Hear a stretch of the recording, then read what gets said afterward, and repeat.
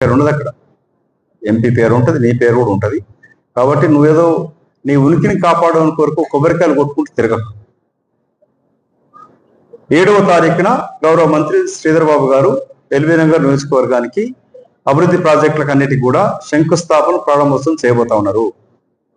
ఎక్కడ కూడా కట్టించిన రోడ్లు కానీ పార్కులు కానీ ఆగలేదు. ప్రజలు ఉపయోగించుకుంటున్నారు, వాడుకుంటున్నారు. కాబట్టి అభివృద్ధి కొరకై సహకారం అందించడం ఆనవాయితీ, అది మా సంస్కృతి. ఆడపడుచులని ఆడవాళ్ళని గౌరవించడం నా వ్యక్తిగతంగా పార్టీ పరంగా మా సంస్కృతి. నీ దురహంకారం దొర కూడా కాదు, కానీ నువ్వు ఆఫ్టర్ ఇక్కడ బీ బ్లాక్స్ ఉంటుంటే క్వార్టర్స్ ఉంటుంటివి. నువ్వు సైకిల్ తిరిగినప్పుడు నేను మోటార్ సైకిల్ మీద తిరిగినాను. కాబట్టి నువ్వు సంపాదించుకున్న అక్రమాస్తులతోటి నీ తొట్టి గ్యాంగ్ తోటి పెట్టి మాట్లాడించు. నువ్వు నోరు జారి మాట్లాడితే నోరు అవతలు పెట్టుకొని క్షమాపణ కోరుకో.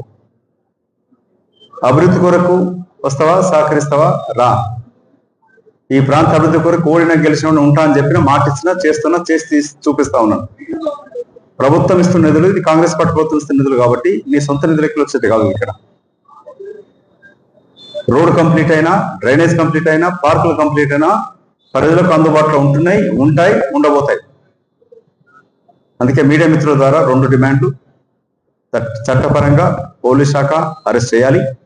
రెండవది, నీకేమన్నా శిక్షరం అనిపిస్తే, మీ ఇంటి కూడా మహిళ రాజకీయాలు ఉన్నారు కాబట్టి అలాంటి అనుచితాలు ఇంకోటి చేస్తే ఇంకెంత బాధ వేస్తుందో గుర్తు చేసుకో. కాబట్టి వెంటనే అన్కండిషనల్ అపాలజీ చేయాలి. అభివృద్ధి కొరకు ప్రాముఖ్య కార్యక్రమాలు జరుగుతూ ఉన్నాయి. 7వ రోజు శ్రీధరబాబు గారు రాబోతా ఉన్నాడు. వీటి మీడియా మిత్రుల ద్వారా వివరాలు చెప్పడానికి పిలిచడం జరిగింది. కృతజ్ఞతలు.